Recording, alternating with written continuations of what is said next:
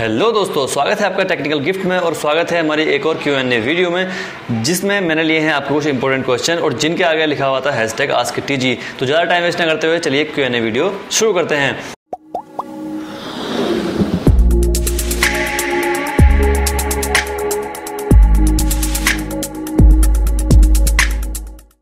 तो पहला कमेंट हमें मिलता है यतेंद्र कुमार की तरफ से। वो कहते हैं सर ये NIOS d.el.ed का वैल्यू यूपी d.el.ed के इक्वल है क्या? तो मैं कहूँगा जी हाँ, ये उसी के इक्वल है क्योंकि NIOS से एक किसी टीचर्स ने ये RTI के थ्रू यानी कि राइट टू इन्फॉर्मेशन के थ्रू एक क्वेश्चन पूछा था कि क्या हम टेट का एग्ज़ाम दे पाएंगे, क्या हम वैलिड हैं गवर्नमेंट जॉब के लिए। तो उन्होंने कहा कि आप वैलिड हैं, तो इसकी जो वैल्यू है यूपी d.el.ed के बराबर ही है। अगला कमेंट हमें मिलता है गणेश पांडे की तरफ से। वो कहते हैं d.el.ed न्यू एडमिशन होंगे या नहीं दोबारा। तो अगर मैं बात करूँ d.el.ed की NIOS में एडमिशन की, तो NIOS से डायरेक्ट जो है ये प्रोग्राम चलता रहता है ईयरली, साल में 2 साल में ये प्रोग्राम लगातार होता रहता है। लेकिन अगर हम बात करें जो स्पेशल कोर्स इस टाइम चल रहा है d.el.ed वाला, तो ये एक ही चांस था, बस फर्स्ट एंड लास्ट चांस था।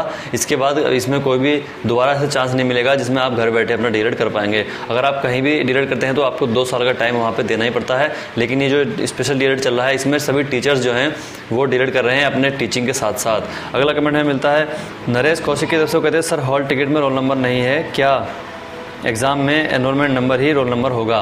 तो जी हाँ, बिल्कुल सही कहा है। एनरोलमेंट नंबर ही आपकी सारी इन्फॉर्मेशन रखेगा, वही उसी के थ्रू आपको सीट्स मिलेंगी, उसी के थ्रू आपको आपका रिजल्ट मिलेगा। तो जब इसमें रोल नंबर नहीं है तो मतलब कि आपका एनरोलमेंट नंबर ही आपके लिए सब कुछ है। अगला कमेंट मिलता है बाई जयंती राउत की तरफ से। वो कहते हैं सर मेरा ओडिया मीडियम होना था लेकिन इंग्लिश और हिंदी हो गया है, अब मैं क्या करूँ?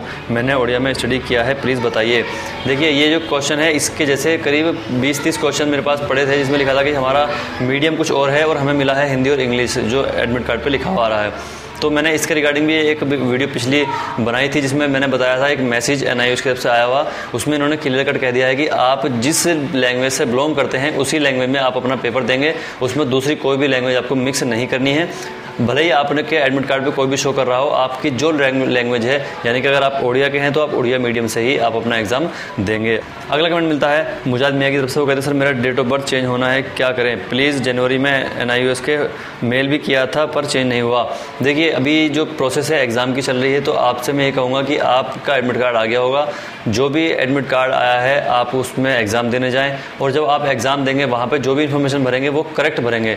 जो आपकी गलत आ गई है वो नहीं भरनी है, जो आपकी करेक्ट है आपके पास आपके अकॉर्डिंग वही आपको फिल करना है। उसके बाद जब आपकी कॉपी चेक होने के लिए जाएगी तब आपकी जो है अपडेट कर दी जाएगी।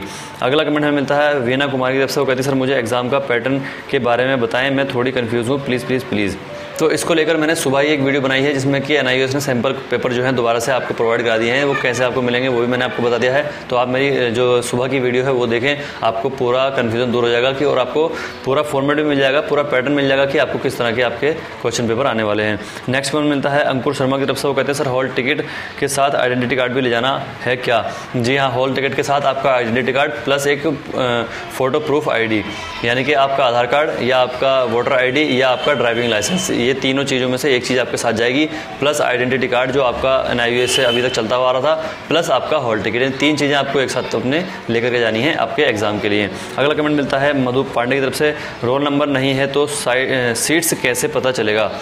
वो मैंने आपको बताया अभी कि आपका जो सीट्स लगी होंगी वो आपके एनरोलमेंट नंबर के हिसाब से लगी होंगी, क्योंकि रोल नंबर और एनरोलमेंट नंबर सबका अपना अपना अलग अलग होता है। तो आपको परेशान होने की जरूरत नहीं है, आपके एनरोलमेंट नंबर के हिसाब से ही आपको सीट मिल जाएगी। अगला कमेंट मिलता है मनोज कुमार की तरफ से। वो कहते हैं सर यूट्यूब से वीडियो बनाने पर क्या पैसे मिलते हैं, अगर मिलते हैं तो कैसे मिलते हैं? देखिए यूट्यूब से पैसे कमाने के लिए सबसे पहले आपको एक यूट्यूब पर चैनल बनाना होगा, जैसे कि मैंने बना रखा है। उसके बाद आपको वो मोनेटाइज करने के लिए एक जो इनकी टर्म्स एंड कंडीशन है वो फॉलो करनी होगी, यानी कि 1000 सब्सक्राइबर और कम से कम 4000 घंटे का वॉच टाइम। उसके बाद जब ये कंप्लीट हो जाएगा तो आपका मोनेटाइजेशन जो है ऑन कर दिया जाएगा। उसके बाद आपको एडसेंस पे अकाउंट बनाना है। एडसेंस एक वेबसाइट है, उस पर आपको अकाउंट बनाना है। फिर उस एडसेंस अकाउंट को यूट्यूब से लिंक करना है। फिर जो आपका एडसेंस अकाउंट होगा उसको वेरीफाई करने के लिए एडसेंस से आपको पिन आएगा बाय पोस्ट, फिर वो आपको मतलब हार्ड कॉपी में आएगा, उसको आपको यहाँ पे 4-6 डिजिट का वो पिन होता है, वो यहाँ पे एंटर करना होगा। उसके बाद आपकी वीडियो पे एड्स आने शुरू हो जाएंगे और फिर आपकी जो पेमेंट है वो आपके जो आपने अकाउंट डाला होगा एडसेंस अकाउंट में आपके बैंक अकाउंट में वो वहाँ पे ट्रांसफ़र कर दिया जाता है। तो मतलब काफ़ी अच्छी प्रोसेस है। अगर आपको इंटरेस्ट है चैनल बनाने में तो मैं बहुत जल्दी जैसे D.el.ed कंप्लीट होता है उसके बाद मैं तुरंत पूरा जो अपना टेक्निकल लाइन है वो शुरू करने वाला हूँ। अभी मैं सिर्फ आपकी हेल्प करने में लगा हुआ हूँ। अगली कमेंट में मिलती है शोभा कुमार की तरफ से, वो कहती है सैम्पल पेपर से भी क्वेश्चन आएगा क्या सर?